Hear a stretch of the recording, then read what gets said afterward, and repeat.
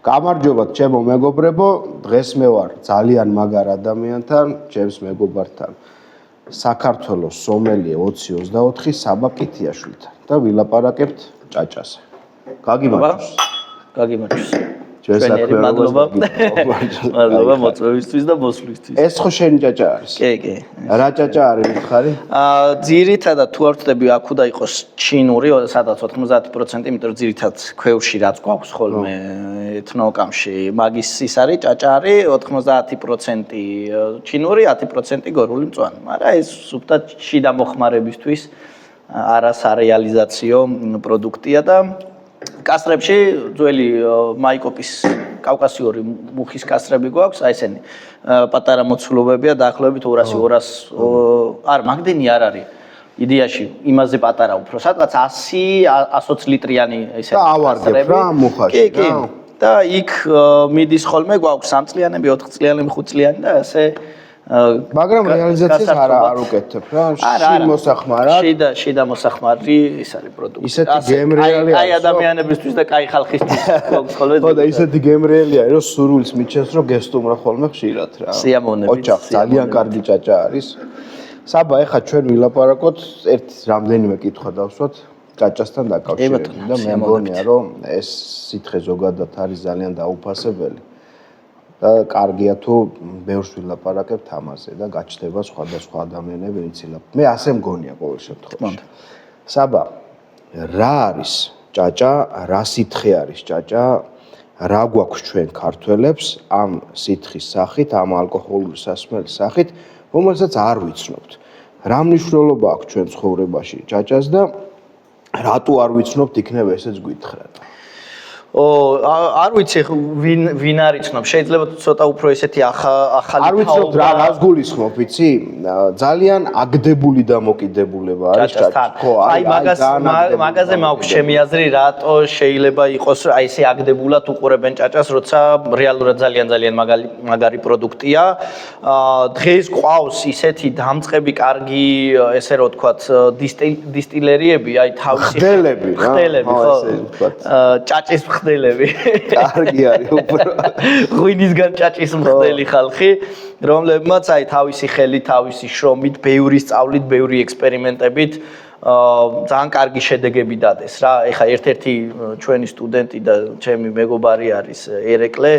ნავიც მაგისი შებოლილი ჭაჭა ქორწილში მქონდა, გავგიჟდით, ისეთი მაგარი იყო, შებოლილ რაჭულ ლორთან ერთად. ხო და აი არის ხო რაღაცა პროდუქტები, მაგრამ არ ვიცნობთ, ხდები, აი ეგ არის თავი. შებოლილი ჭაჭა. კაციშვილმა არ იცის, რომ არსებობს შებოლილი ჭაჭაზე. ძალიან მაგარი, აი ეს სასწაული. ხო, პირველი, აი მე ალბათ ისე დავიწყებდი უფრო პრობლემიდან, რა არის აი არაპოპულარობის გამომწვევი მიზეზი, ეს არის ის ტრადიციულ სახდელს, რასაც ვეძახით, აი ეს პირდაპირი, ხო?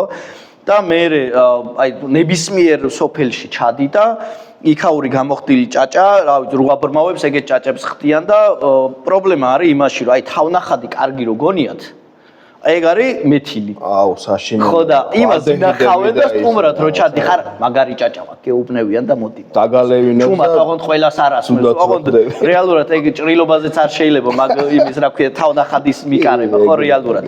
აი ეს არის პირველი რომ სწორი დისტილაცია არიციან და არ ხდება სწორი დისტილაცია, თორე ბევრი არომატიკა აქვს რეალურად, ხო? ანუ იგივე გრაპა, ისეთი დახვეწილი გრაპები აქვს იტალიას, ფანტასტიკური, მაგრამ ხშირად შეიძლება არ იყოს ხოლმე მთლიანი კანის ფრაქცია, იქ შეიძლება ლექიდან გამოხდილი სპირტები იყოს. ბევრ ჯიშს არ ვცდით და ჯიშობრივად არ იყოფა ჭაჭის, ესე რომ ვთქვათ, თუნდაც ფრაქციებად არ იყოფა. ანუ აი შესწავლა რა, როგორც ბრენდს უდგებით და რაღაც საკონიაკეს სპირტს უდგებით, ან ვისკებს უდგებით, ასე შემდეგ. აი ესეთი მიდგომა რო გქონდეს ჩვენ ჭაჭასთან დამოკიდებულებაში, ხო? იქნებოდა ფანტასტიკური და გაცილებით მეტი ფანტასტიკური ჭაჭა და მომხმარებელით შესაბამისად. თორე მე ვერ ვიტყვი, რომ ჭაჭის მომხმარებელი არ ყავს. ანუ შენ ამბობ, რომ თქვათ პრობლემა იმაშია, რომ გამომხდელებმა, მწარმოებლებმა ვერ შეძლეს გლეხებმა რომ მიეწოდებინათ ხარისხიანი პროდუქტი და ამიტომ ვერ მოხდა ამის დაფასება. იმიტომ რომ ჩვენ ყველას გონია რომ ჭაჭას რო დავლევთ, უნდა იყოს ცუდი გემო, გაგხადოს რაღაცა უბედური.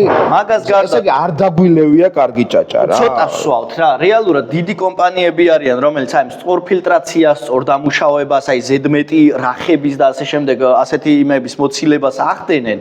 და მაგალითად ერთ-ერთი დიდი კომპანიის ეს რა ქვია ჭაჭის კოქტეილებით რაღაცა მთელი ავთერფართი იყო იაპონიაში თუ არ ვცდები იმაზე რა ქვია იახტაზე ქართული ჭაჭით იქ კოქტეილები აკეთეს და ძალიან გემრიელი და ოღონდ აი დახვეწილად რკაწითელისგან ძალიან კარგად ორნახადი შუა გული ამოღებული მერე ნახშირის ფილტრში გატარებული ხვდები ანუ აი დახვეწილი ჩამოყალიბებული პროდუქტი სასიამოვნო სასმელი და ამას ხვდები ძირითადად უფრო დიდ კომპანიებში აი პატარა სახლის იმებში სახლში გამოხდილ სპირტებში გვაქვს აი დაბალი დონე რა სახლში გამოხდილ სპირტებში იმიტომ გვაქვს დაბალი დონე ჩემი აზრით რომ არ არის თანამედროვე ტექნიკა. კი ბატონო. თუმცა მე გეტყვი რომ ბევრ ადამიანს ვიცნობ, რომელიც პირიქით არის, ამ ერთნახად ჭაჭას აღიარებს ჭაჭად. მართლა გეუბნები არიან ესეთი ადამიანები და მე აბსოლუტურად მესმის მათი. ამაზეც არ ვართ ჩვენ ჩამოყალიბებული, როგორი უნდა იყოს რა კრიტერიუმებში უნდა ჯდებოდეს და რა სახის სასმელი ჭაჭა შეიძლება იყოს ერთნახადი, ორნახადი, სამნახადი და ასე შემდეგ, ხო? მაგრამ არიან ადამიანები, რომ ეს აი ქვაფში და ზარფუსში გაჭარბა ცეცხლში და იმაში, ეგ არის ჭაჭა. თავის არგუმენტები არა, ეს კულტურული ეგზოტიკაც არის, რა თქმა უნდა, სრულიად ამას არაფერი ჯობია, რა თქმა უნდა, ეხა საუდობას რო ეძახით, აი ჭაჭის გამოხდა სიცივეში თან და ეს ცხელი ჭაჭის მირთმევა და ის ტრადიცია და ანუ ესე რომ ვთქვათ ტრადიციად ჩამოყალიბებული მაგრამ მაგას ვერ შევთავაზებთ მომხმარებელს. ხო, ეს არ არის გასტრონომიული პროდუქტი. ის პროდუქტი, რომლითაც ჩვენ თავს მოვიწონებთ. ეს შეიძლება ახლა ადგილზე რო სტუმარი მოგივა და იქვე მწვად შეუწვაო, ეგ ჭაჭა იქვე დაალევინო და იქვე მოაწონო, მაგრამ ამას თაროზე და რესტორანში ვერავის ვერ მოაწონებ და ერთი რამ კიდე ეს არის ფასის ნაწილი რა. ჭაჭა არ უნდა იყოს მაღალფასიანი პროდუქტი, რეალურად არ არის მაღალფასიანი პროდუქტი და როცა აგერ სახში გამოხდილს ყიდიან რაღაცა დაბალ ფასად, ხო, რაღაცა 10 ლარი იქნება ლიტრი თუ რაღაცა ასე. და უცებ კომპანიის ბოთლის ჩამოსხმული დაბეჭდილი გიდევს რაღაცა 35, 40, 50 ლარი მაღალფასიანებიც ბევრი შეგხვედრია ჭაჭები, ხო? და უკვე უნდობლობა გიჩნდება აი დიდი კომპანიის წარმოებულ ჭაჭაზე. რეალურად ის მართლა კარგია, მაგრამ მართლა ამდენი არ ჯდება, ნუ აქციზის პრობლემაც გვაქვს ამ ხო, მაგასთან დაკავშირებით მე გეტყვი რომ ძალიან მნიშვნელოვანი არის სახელმწიფოს დახმარება, იმიტომ რომ აი როგორც ღვინოს დაეხმარა ჭაჭაზეც ვჭირდება. ამიტომ ხშირად არის გამოწვეული მაღალი ფასი იქიდან რომ გადასახადები არის. ეგ უაზროდ არაფერში არ ვჭირდება, ანუ ეგ რო იყოს თქვათ აი ღვინის დონეზე დარეგულირებული მაინც რო იყოს, გაცილებით სხვა ფასი ეღირებოდა და ალბათ მომხმარებელიც აი ხა მომხმარებელზე უნდა კითხოთ, აი გავიგეთ რომ თქვათ წარმოებლების მეჭაჭეების პრობლემა არის, თუმცა ბოლო დროს რასაც ვაკვირდები, ძალიან თანდათან ეს კრაფტ მეჭაჭეები ჩდებიან. აი ამას ვიძახდი პატარა ჯიგრები ჩდებიან და რაღაცა კარგი ტენდენციები არის. ეხა აი მომხმარებელი რო ვთქვათ რა, ის მათი კულტურის ამაღლება როგორ უნდა მოხდეს რა, როგორც ღვინოზე ხდებოდა თანდათან, აი ღვინო ხო ერთი 20 წლის წინ სხვა მდგომარეობაში იყო. ქვევრის ღვინო როდიდან 2013 წლიდან ახალი ამბავია რო არა ის გადაჭრილ გორაზე იმ კაი ხალხს რო არ ეპოვა ისინი არც არაფერი ქვევრის ღვინო უკვე ამოსებული ქონდათ მიწით უმრავლესობა მეღვინეს ხო და დაჭირდა წლები და ჯერ კიდე არ არის ხო ჯერ კიდე არ არის იმ დონეზე მისული რა სწორად ახსენე სახელმწიფოს ჩართულობა ამ კუთხით, იმიტომ ძალიან მნიშვნელოვანია, რომ ნაციონალურ დონეზე მოხდეს ამ სასმლის, ესე რომ ვთქვათ, კლასიფიკაცია, პატარა რეგულაცია, ანუ არა ისეთი რთული, რომ რაღაცა ეგრევე ხისტი ისენი რა. აი ისეთი, რომ ეს მზადდება, ნუ შეკრიბე რა, მცოდნეები ხო რა უნდა ამდენი კარგი მეღვინე და მესპირტე არის, ხო, საქართველოში. და რაღაცა ერთი სტანდარტი ან რამოდენიმე სტანდარტი მიმართულება მიეცი, თუნდაც ერთნახადსაც არაფერს არ უწუნებ, თუ სწორ და კარგ იმაზე სახტელზეა გამოხდილი და აიღე შუა ფრაქცია, კი ადის 45 გრადუსზე და ფანტასტიკურია. იქ თუ ვინა ცოტა ის გაურიე პირველი ნახადი ცოტა არომატული წყლები სადაც გაქვს, ცოტა არომატული თუ გინდა და ასე შემდეგ და პატარა ტრენინგების მიხმარებით, ლაპარაკი, ანუ ამით იწყება, ხო და მადლობა შენ, რომ პოპულარიზაციას ეწევი. მადლობა შენ, რომ ჩვენს გვერდით. ასე იწყება. თუ არ ისაუბრე რაღაცა პროდუქტზე, პოპულარული არ გახდება. ნებისმიერ რაღაცაზე, როდესაც ბევრი ადამიანი ლაპარაკობს, მე უკვე ტრენდი, პეტნატები გახდა ტრენდი. დაიწყო რაღაცა მასა მამაზე ლაპარაკი. ფესტივალებია, კაცო. აბარა, პეტნატები წამყვანი. და კაი არის, არა, მაგარია. ლაპარაკი კეთება რა, ყველაფერი ერთი მეორე. მე ისე მეღვინეები ვიცი, მართლა ვიცი, ოღონდ ფესტივალებზე გავიცანი, მარტო პეტნატს აკეთებენ რა. არ აკეთებენ თქვა ჩვეულებრივ წყნარ ღვინოებს და რაღაცა მუშაობენ პეტნატებზე რა. რა თქმა უნდა. ხო, ნუ რა ვიცი, აბა ეს შენ მართალს ამბობ, რომ კარგი არის ლაპარაკი, მაგრამ შენ აი დღევანდელი გადმოსახედიდან ხო 2025 წელი იწურება. როგორ ხედავ ამ ძალიან მაგარი სასმლის მომავალს? რა ვიცი 2, 3, 10, 15, 20 წლის მერე რა პოტენციალი აქვს ამ სასმელს თუ ალბათ სწორად იმუშავეს მხდელებმაც, მომხმარებლებმაც ვიმუშავეთ სწორად. აქ ის შანსი, რომ თუნდაც კონკურენცია გაუწიოს ნორმალურ არ მინდა ხა ვისკის თქვა თან რაღაც ეგეთ მაღალ ალკოჰოლურ სასმელს. მე ჩვენ ქვეყანაში ვლაპარაკობ ჯერ. მე უფრო კონიაკის, armaniakis ბრენდი, კარგი ბრენდის და ვისკის კუთხით მთლად კონკურენციაში ვერ შევიყვანდი ამას, იმიტომ რომ იქ გაცილებით მეტი და კომპლექსურს ხდიან იმ სასმელს რა. აქაც გვაქვს მაგის შანსი, რომ კომპლექსური გავხადოთ, უბრალოდ მთავარი იმ ხელაფასი არ დავადოთ, რომ ადამიანი რო შევა და არჩევანი მოუწევს, ხო? რომ ვისკი იყიდოს თუ ჭაჭა, ფასში სხვაობა უნდა გქონდეს. რომ კარგი ჭაჭისკენ წავიდეს და არა კარგი ვისკისკენ რა. აი ეს ფასის რეგულაცია ძალიან მნიშვნელოვანია ამ კუთხით. მე მგონია რომ თუნდაც სარესტორნო სფეროში თუ ჯერ უნდა დაიწყოს ალბათ ისევე მწარმოებლიდან და თუ კარგი ჭაჭები გვექნება, მე უკვე ბიჭები კარგი სომელიები ყავს, რომლებიც მე პირადად ბევრ ესეთ ვახშამზე შევხვედრილ ვარ. რომ აი ბოლოში დიჯესტივად არაფერი არ მოაქვთ, რაღაც არც კონიაკს და არც ბრენდს არ გთავაზობენ, ესეთი ლამაზი ეს გრაპას ან ცოტა ლიქიორის ჭიქებით შემოაქვთ ჭაჭა, ფანტასტიკური დასასრულია, დიჯესტივად არის იდეალური ყოველთვის. ძალიან კარგი დიჯესტივია და თუ სარესტორნო სფეროში ამას ჩავსვათ როგორც ერთ-ერთი სუფრის ნაწილი და გადავაქცევთ სუფრის ნაწილად, შესაბამისად უფრო მალე გვექნება ის შედეგი, რა შედეგი. აი, კარგია, რომ ეხა მაგას შეეხე, იმიტომ რომ ჩვენ ჭაჭა წარმოგვიდგენია რაღაც ხაშის დასავლეთ. ხო, აი, უნდა აყროლდე და პარდე მერე ჭაჭის. დილით ხარზე და რაღაც ჯვარ არის ეგრე, ნაღდათ არ არის. აი, მართლა შეგილია, რომ ძალიან სასიამოვნო საღამოზე პაემანზეც შეიძლება ამის ხალხო დედასპიცა ვარ. აი გოგოს თუ მოაწონებთ ჭაჭას დამიჯერეთ, შეგიყვარებთ ეგრე.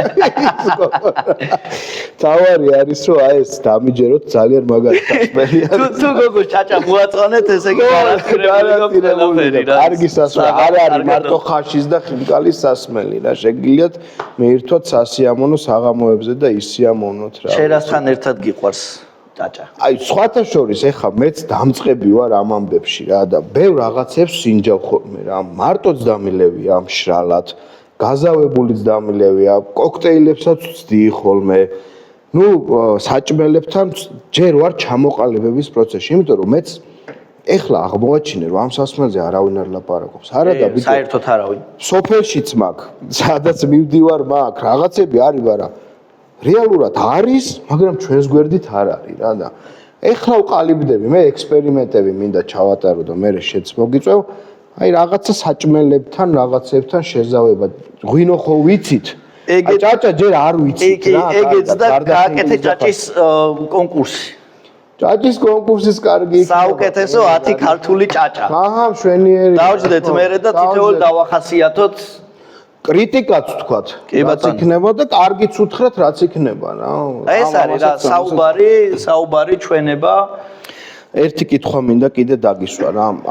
მე რასაც ვაკვირდები, მცირე მარნებმა ღვინოში ვლაპარაკობ ბოლო წლებში, აი თუნდაც 2013-2010 წლის მერე ჩემი აზრით უფრო დიდი როლი ითამაშეს ღვინის პოპულარიზაციაში, ვიდრე ქარხნებმა. ნუ ქარხნებს ვიცნობთ, მაგრამ ამ მცირე მარნებმა, ამ ურთიერთობამ, გაცნობამ, ფესტივალებმა რაღაც სხვანაირი სული აქვთ თითქოს ამათ რა. სხვანაირი, ბევრნაირი ღვინო შეგიძლია ნახო. კი, იმიტომ რომ მან შექმნა არ არის მკვდარი ღვინოები, ხო ხდები? ისტორიას ყვება თითოეული რაღაცათან როგორ გულიდან წამოსული ისტორიები აქვს ზოგის მარანს მამის სახელი ქვია, ზოგის ღვინოს რაღაცა სახლის ნომერი და ანუ გულიდან წამოსული ისტორიები. მაგარი ამბავი არის და შენი აზრით აი ესე პატარა მხდელებს რა, დისტილერიებს, დისტილატებს, არ ვიცი, მხდელ ხალხს. ჭაჭის მხდელ ხალხს. დაახლოებით იგივე შანსი აქვთ, რომ ეს ტვირთი როგორც პატარა მემარნეებმა იტვირთეს და მოიტანეს დღეს ღვინის სახელი დღემდე და მიაქვთ კიდე პატარა მხდელებს აქვთ ამის შანსი. კრაფტ მეჭაჭე. კი ბატონო, ისევ იქედან მივდივართ, ანუ აი როცა ღვინოც აქვს უჭირთ ხოლმე ჭაჭის გამოხდა რა. აი მე ძალიან ბევრ მეღვინეობა, ესე მცირე იმასთან წარმოებელთან მქონია მსგავს იმაზე კითხვა, რომ ვაკეთებდი ჭაჭას, აღარ ვაკეთებ, იმიტომ რომ ამას კიდე მეტი ცალკე აქციზი, ცალკე დარეგისტრება. ანუ პრობლემები ექმნებათ აი ორი პროდუქტზე და რომელზე გადაერთონ არ იციან. თუ რაღაცა მოექცევა ერთ იმაში, სისტემაში ორივე თავისუფალი იყოს, როგორც ღვინო არის, ისე ჭაჭაც, მე მგონია რომ ისევე იმ მცირე მეღვინეებს, მცირე ღვინის მწარმოებლებს ასევე აუცილებლად ექნებათ მცირე წარმოების ჭაჭა და ისევ ისინი შეძლებენ რომ ამ ჭაჭას გაუკეთონ საკმაოდ ისეთი კარგი პოპულარობა, გაუწიონ. ხო, მეც აბსოლუტურად გეთანხმები მაგაში, რომ ისევ აი პატარა საოჯახო მხდელებს ექნებათ ამის წარმოებაში იკარგება. ანუ ჭაჭა ხა ბევრი დიდი თითქმის ყველა დიდ საწარმოს, რომელიც ღვინო საწარმოებს, ასევე აქვს ჭაჭა. მაგრამ ანუ ფესტივალებზე არცად არ მიგვაქვს ხვდები ეს ჭაჭა. ხო და აი რა, ღვინო უფრო მეტი ისმევა, ხო? ხო, ღვინოზეა რა, ხა ჩვენთან. მაგრამ უყურე მეორე რა ვარიანტია, ისმევა კიდე არაყი, არ მინდა სახელის და გვარის დასახელება, გაურკვეველი სპირტები რა. შედიხარ მაღაზიაში, რაღაც არახს დაავლებ თუმნად ხელს, წამოიღებ და სვავ ამას რა. აი ამას რო გაუწიოს კონკურენცია ამ იაფასიან გაურკვეველი ხარისხის სპირტებს არადა რეალურად ბევრად უკეთესი პროდუქტი არის რა, მაგრამ ვერ უწევს კონკურენციას იაფიან გაურკვეველ სპირტებს რა. აი რა უნდა მოხდეს ამასთან მიმართებაში, რომ ქართველმა ადამიანმა ჩვენზე მაქვს ჯერ ლაპარაკი, რომ ასე თუ ისე თავი დაანებოს ამ გაურკვეველ სასმელს, რომ მეორე დღეს რო ცუდად არის დაკვდებოდა და აღმოაჩინოს სხვადასხვა ჭაჭა რა, სხვადასხვა საოჯახო ჭაჭა, სხვადასხვა გემრიელი ჭაჭა დააგემნოს და გადმოვიდეს ამაზე. რა უნდა გავაკეთოთ ჩვენ? თუ მაღაზიებმა მაღაზიები არიან ხოლმე უკვე დამაკავშირებელი რგოლი, ხო? პირველი იწყება ისევ წარმოებიდან, ოღონ წარმოებას ჭირდება თავისუფლება და ძვირი არ უნდა დაუგჯდეს წარმოებელს, უნდა უღირდეს. ანუ პირველი აქედან მოდის რა, ანუ ძვირი უჯდებათ. ჯერ ერთი ანუ გაზი რა ვიცი, მე ხო წყალი ჭირდება ამას რა. და რა ვიცი, ჩვენც რო დავფიქრდით რაღაც მომენტზე, ბევრ ჭაჭას ვხდიდით ხოლმე რა. მე მივხვდით რომ ჭაჭის გამოხდა უფრო ძვირი გვიჯდება, ვიდრე სულ ამას რეალიზაცია გაუკეთოთ იმაზე ბევრ ანუ აზრი არა. განახარ იმაში მივდივარ, ზარალში მივდივარ. ჭაჭის ხდაში მწყალი უნდა, ბევრი გაზი უნდა. ხელით მერე ეს გადააქციეს სპილენძის ყვავიდან, მერე იმქვავს ხეხვა უნდა 1000 რაღაცა. მერე გამოსავალი ცოტა ხვდები. და მერე ისა სახელმწიფო ისე იმას აქციის გიდებს ჭაჭაზე და აგერ შემოდის 10 ლარიანი რაღაცა რუსული ვოდკები და მიდის რახუნი მერე იმისი რა. ამ ხელშეწყობა თავისუფლება პირველ ყველაფერი იწყება თავისუფლებიდან, როცა რაღაცა წარმოებელი არის თავისუფალი, რა თქმა უნდა იქედან იწყება უკვე ფანტაზია და გაჩნდებიან მერე თავისთავად. იმიტომ რომ დღეს სადაც ხვდებით ჭაჭას, ეს არის სადღაც საოჯახო მარანში რომ მიხვალ იქ ადგილზე დაგალევინებს და გაგასინჯებს. მაგრამ ის არ ყიდის. არ ყიდის, იმიტომ რომ უჯდება ვერ ყიდის. ხო, ეგ არ შეუძლია. მერე იმას დისტრიბუცია, მერე ვიღაცამ კიდე ჩვენი მაღაზიების არ იყოს თან ხარჩაგი რიცხა და 1000 ნერვები ხა ის სახში თავისთვის ემაზე. მოახუია ხიკალი დაარტყა რა, ხო, ნუ მესმის მაგისი, მაგრამ მართალი ხარ ხელშეწყობა ჭირდება და მე მინდა მეგობრებო თქვენ გითხრათ რომ ეძიეთ, დამიჯერეთ იპოვით ძალიან ბევრ საინტერესო მხდელს. არიან საქართველოში იწყება, ეხლა იწყება, ეხლა იფურჩქნება ეს სფერო რა და ნახავთ ძალიან საინტერესო ადამიანებს, მიაკითხეთ, ან გამოიწერეთ, ან იყიდეთ და მოხდეს თქვენი კავშირი და როგორ გაგიხარდებათ და როგორ მიხვალთ ახლოს ამ პროდუქტთან, მე თქვენ თვითონ გავოცდებით რა, იმიტომ რომ ძალიან კარგი რამე არის და ძალიან ბევრი კარგი მხდელი ყავს და გვეყოლება უამრავი უფრო მხდელი ამ ამბავში. მეც ამის იმედი მაქვს, იმიტომ რომ ეს არ არის მარტო თრობის და გატყორეამით 2-3 ჭიქით შეგიძლია ისე გემრიელად დაამთავროს სუფრა და ისე ისიამონო, რა ვიცი, ერთ-ერთი ძალიან კარგი პროდუქტია და რეალურად მადლობა კიდევ ერთხელ შენ ამის მადლობა შენ რომ ჩვენს გვერდით და ჭაჭას გაუმარჯოს. ჭაჭას და მეჭაჭეებს. მეჭაჭეს გაუმარჯოს. და ჭაჭიან ხალხს გაუმარჯოს კიდე. კაი ჭაჭებს. გაგივარჯთ. ბიჭო, რა გემრიელი ჭაჭა გქონია.